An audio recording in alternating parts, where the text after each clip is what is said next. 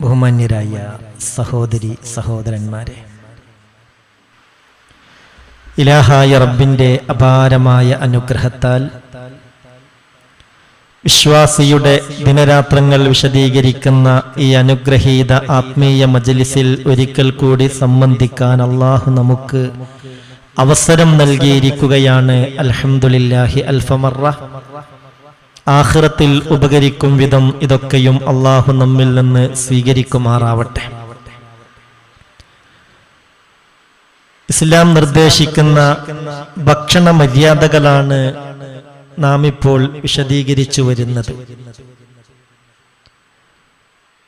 നമ്മുടെ ഭക്ഷണക്രമം കേവലം മൃഗങ്ങൾക്ക് സമാനമായി മാറിക്കൂടാ.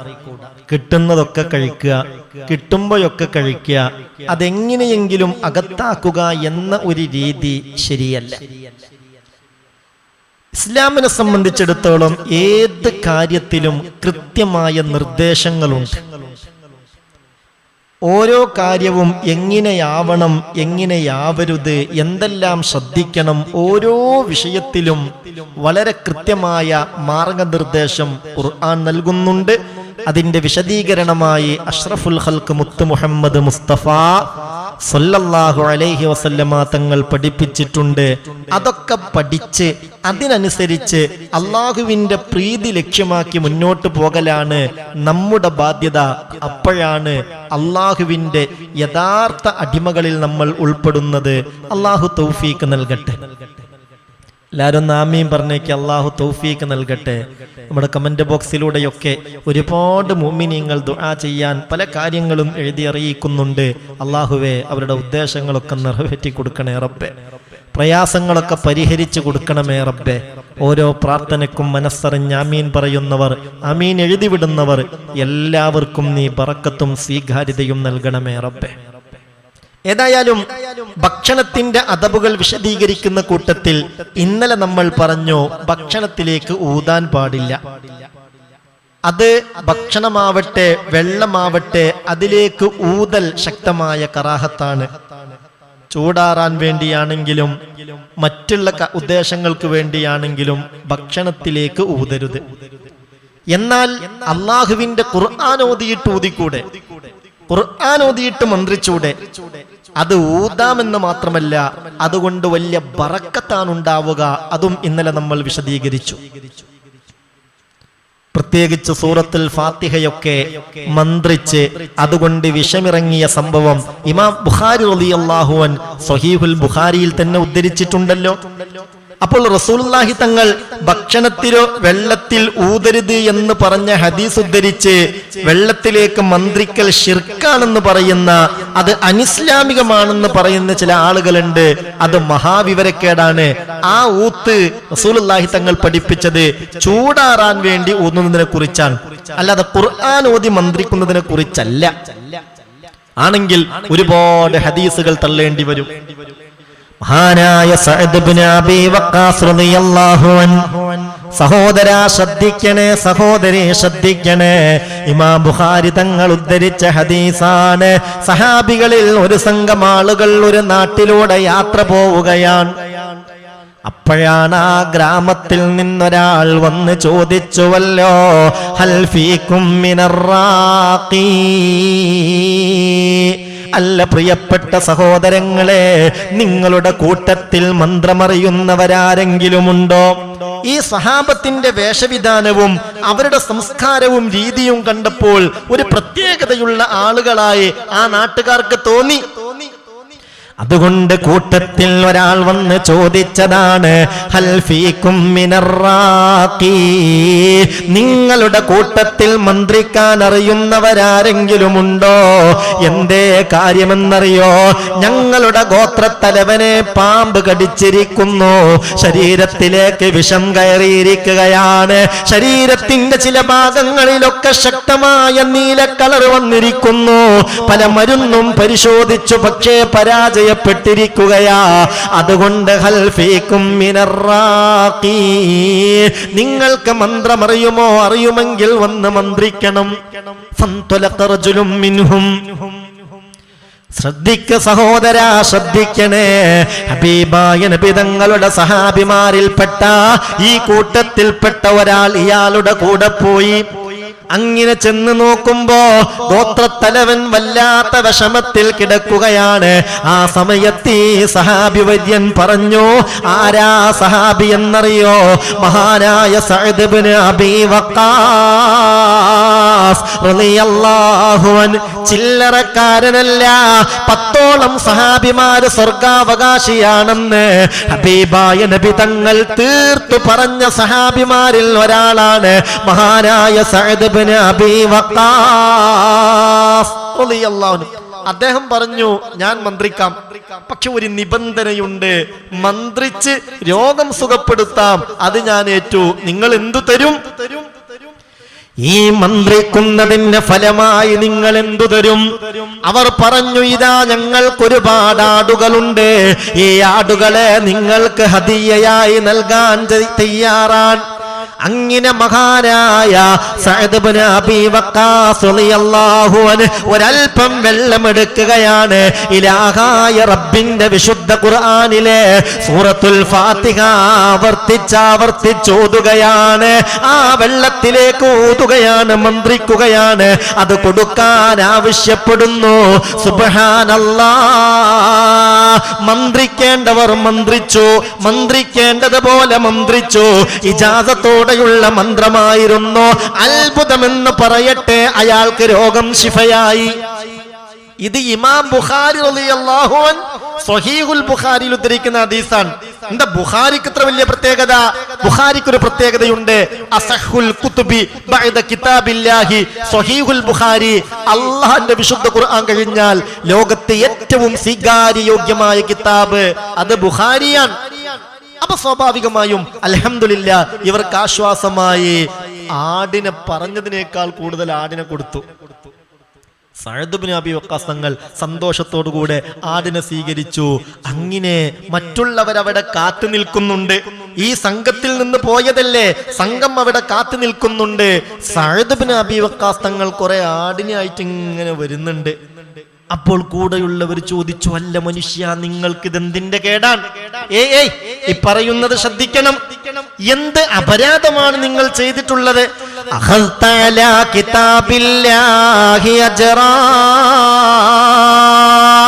നിങ്ങൾ എത്ര വലിയ ളുൽമാണ് ചെയ്തത്?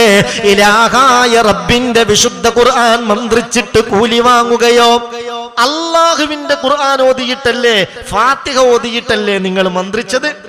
എന്നിട്ട് അതിന് നിങ്ങൾ കൂലി വാങ്ങുകയോ? ഇത് ശരിയല്ല. എത്രയും പെട്ടെന്ന് ഈ ആടിനെ നിങ്ങൾ അങ്ങോട്ട് കൊണ്ടുപോയി ഏൽപ്പിക്കണം.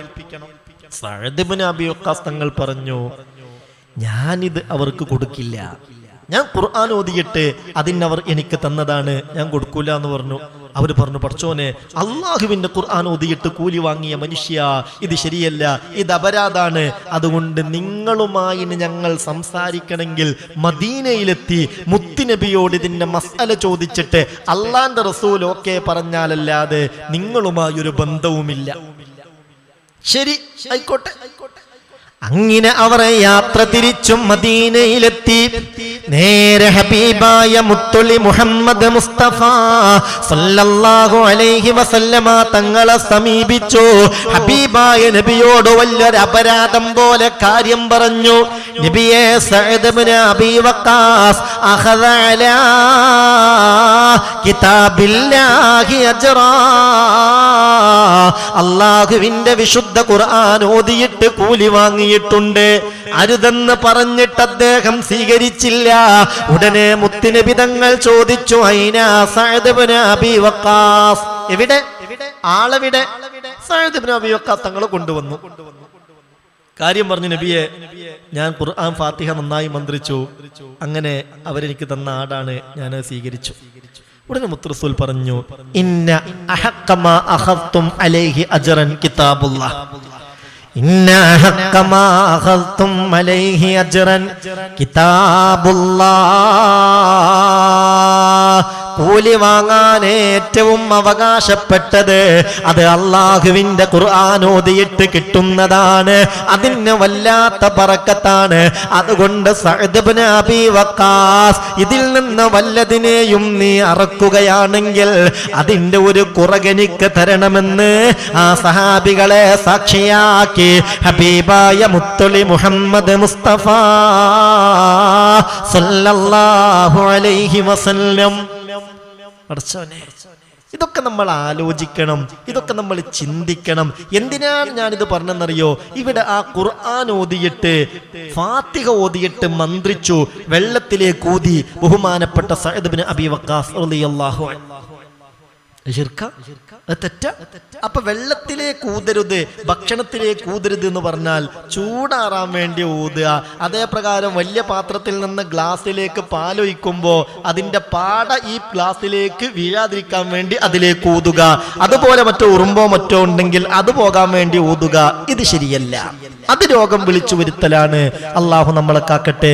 ഖുർആനും അള്ളാന്റെ റസൂലിന്റെ ദിക്റുകളും ഹദീസുകളും ഒക്കെ മന്ത്രിക്കുമ്പോൾ അതിന്റെ ബറക്കത്താണ് അതിലുണ്ടാകുന്നത്.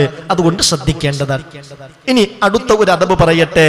മഹാന്മാരായ ഉലമാക്കൾ വിശദീകരിച്ചിട്ടുണ്ട്. അക്കുലുൽ ലുഖ്മത്തിൽ സാഖിത, വീണുപോയ ഭക്ഷണം അത് എടുത്ത് അതിലുള്ള പൊടി തട്ടി ഭക്ഷിക്കുക. ഭക്ഷണത്തെ നമ്മൾ ആദരിക്കണം, ഭക്ഷണത്തെ നമ്മൾ പരിഗണിക്കണം. ഭക്ഷണത്തെ പരിഗണിച്ചില്ലെങ്കിൽ ദാരിദ്ര്യമുണ്ടാകാൻ കാരണമാകും. അള്ളാഹു കാത്തുരക്ഷിക്കട്ടെ. ഭക്ഷണത്തെ നിസാരമാക്കരുത്. ഒരംശം പോലും പരമാവധി നിസാരമാക്കി ഒഴിവാക്കി കളയരുത്. അതുകൊണ്ടല്ലോ റസൂലുള്ള ഭക്ഷണം കഴിക്കുമ്പോൾ ഭക്ഷണം കഴിച്ചു കഴിഞ്ഞാൽ വിരലുകൾ ശരിക്കും നക്കി തുടച്ച് കഴിക്കുമായിരുന്നു. പാത്രം നന്നായി വടിച്ചെടുക്കുമായിരുന്നു. ഒരംശം പോലും ബാക്കിയാകാതിരിക്കാൻ, നഷ്ടപ്പെടാതിരിക്കാൻ വല്ലതും വീണുപോയാൽ അതെടുത്തിട്ട് അതിലുള്ള അഴുക്കുകൾ കളഞ്ഞ് അത് കഴിക്കുമായിരുന്നു. ഇതും പ്രധാനപ്പെട്ട ഒരു സുന്നത്താണ്. എത്ര ഭക്ഷണമാണ് നമ്മളൊക്കെ നഷ്ടപ്പെടുത്താറ്. ഒരു പക്ഷേ ഇങ്ങനെയൊക്കെയുള്ള ഒരു ദാരിദ്ര്യവും ആകെ ഒരു പ്രതിസന്ധിയും, ഗൾഫിന്റെ പ്രതിസന്ധിയും ജോലിയുടെ പ്രതിസന്ധിയൊക്കെ നമുക്ക് വരാനുള്ള കാരണം ഭക്ഷണത്തിൽ വലിയ ആർഭാടം നമ്മൾ കാണിച്ചതാണോ എന്നും ചിന്തിക്കണം. കല്യാണങ്ങളുടെ പേരിൽ നമ്മുടെ നാട്ടിലുണ്ടായിരുന്ന കൂത്താട്ടങ്ങൾ എത്രയായിരുന്നു റബ്ബേ. ഒന്നും രണ്ടും ആളുകൾ ഇരിക്കുമ്പോൾ ഒരു കോഴിനെ അങ്ങനെ തന്നെ കൊണ്ടുപോയി വെക്കും. എന്നിട്ട് ആരെങ്കിലും അതിൽ നിന്ന് ചിലപ്പോൾ ഒരു പിടി ഒന്നിട്ട് മാന്തും. പിന്നെ അടുത്ത ഗസ്റ്റിന് വെച്ചെടുക്കാൻ ഇതില്ല, ഇത് കൊണ്ടുപോയി നേരെ തട്ടാൻ. നമ്മളുടെ പരിസരങ്ങളിൽ അങ്ങനെയുള്ള കല്യാണ മാമാങ്കങ്ങൾ ഉണ്ടായിട്ടില്ലേ? അങ്ങനെയുള്ള മാമാങ്കങ്ങൾ നടന്നിട്ടില്ലേ? എത്ര ഭക്ഷണാണ് റബ്ബേ വേസ്റ്റാക്കി കളഞ്ഞിട്ടുള്ളത്. അള്ളാഹുവിന്റെ ഒരു പരീക്ഷണമാണോ ഇത്? മതി, കല്യാണത്തിന് 20 ആള് എന്നുള്ള നിയന്ത്രണം വന്നു. 20-ൽ കൂടുതൽ ആളുകൾ കൂടിയാലും ആകെ പേടിയും ബേജാറും വെത്തപ്പാടും ആ നിലയിലായില്ലേ നമ്മുടെ കല്യാണങ്ങളൊക്കെ? അള്ളാഹുവിനൊക്കെ കുറഞ്ഞ സമയം മതി. ഇതൊക്കെ ഒരു പരീക്ഷണമായി കണ്ട് വിശ്വാസികൾ പാഠം ഉൾക്കൊള്ളണം. ഒരു നിലയിലും ഭക്ഷണത്തോട് അവഗണന, ഭക്ഷണത്തെ നിസാരമാക്കുന്ന സ്വഭാവവും രീതിയും നമ്മളിൽ ഉണ്ടാകരുത്. ഹദീസ് ശ്രദ്ധിക്കുക.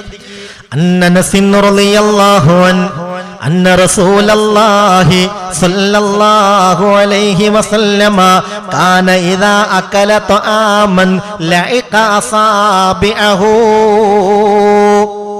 അള്ളാഹുവിന്റെ റസൂൽ ഒരു ഭക്ഷണം കഴിച്ചു കഴിഞ്ഞാൽ ആ ഭക്ഷണം വിരലിൽ പറ്റിപ്പിടിക്കുന്ന തരത്തിലുള്ള ഭക്ഷണമാണെങ്കിൽ ലഇഖ അസാബിഅഹു, വിരലുകൾ ഈമ്പുമായിരുന്നു, നക്കിത്തുടച്ച് കഴിക്കുമായിരുന്നു.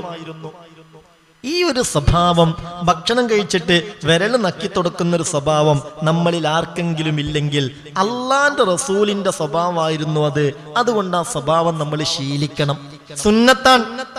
കണ്ടിട്ടില്ലേ നിങ്ങൾ, ചില ആളുകൾ ഭക്ഷണം കഴിച്ചാൽ ഓരോ വിരലും ശരിക്ക് വായിലിട്ട് ഈമ്പും, നാവ് കൊണ്ട് നക്കി തുടക്കും. എന്റെ പ്രിയപ്പെട്ട സഹോദര സഹോദരി, അതൊക്കെ ഒരു സുന്നത്താണ് കേട്ടോ. അതിലൊന്നും ഒരു കുറവ് വിചാരിക്കരുത്. ചില ആളുകൾക്ക് ഇത് കേൾക്കുമ്പോൾ തന്നെ എന്താ ഇങ്ങനെയൊക്കെ പറയുന്നത്, ഈ വേർഡ് കേൾക്കുമ്പോൾ തന്നെ പ്രയാസം തോന്നുന്നുവല്ലോ എന്നൊക്കെ ചിന്തിക്കുന്നവരുണ്ടാകും. ഹബീബിന്റെ ചര്യയാണ് ഇത്. നമ്മുടെ ജീവിതത്തിന്റെ ഭാഗമായി മാറണം, മാറ്റണം. മക്കളെ ശീലിപ്പിക്കണം. ഭക്ഷണ മര്യാദയിൽ ഇതൊക്കെ ഉണ്ടാവണം. അള്ളാഹു തൗഫീക്ക് നൽകട്ടെ.